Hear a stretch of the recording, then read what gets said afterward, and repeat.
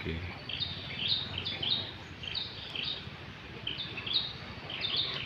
Nggak bisa lewat, ada rumah.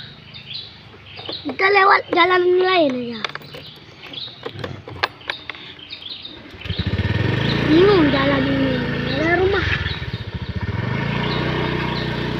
Itu rumahnya ya, belakang sungai.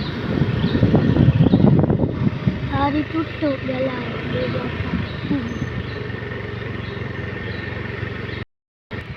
Nanti minyak klip-klip ya. Kalau gitu mau lewat nih, bisa lewat.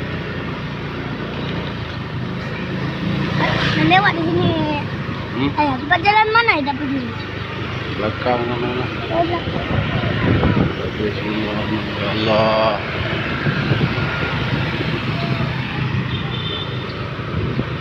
Nenek. Itu lagi untung. Jangan pegang ustaz.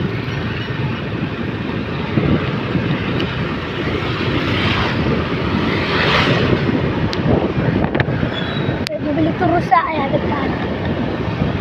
Udah. Gara-gara kena banjir.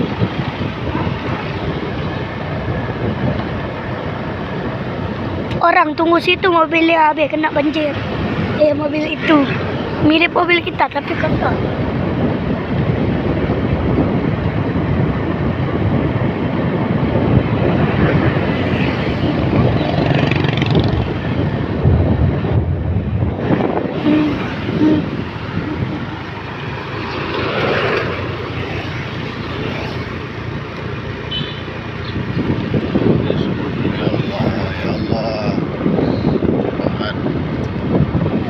Rusak.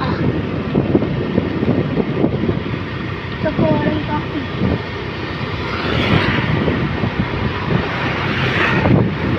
Ada mobil rusak ya depan.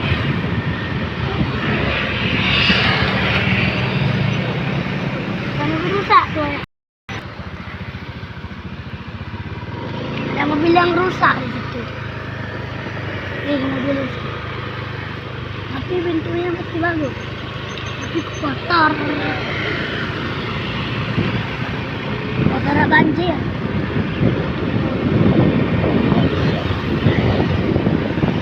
Ini juga naik air. Itu juga toko. Kantor pos.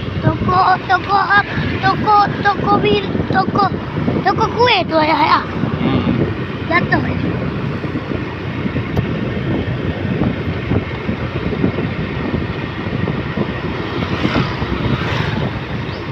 Rumah rusak. Jalan hancur semua.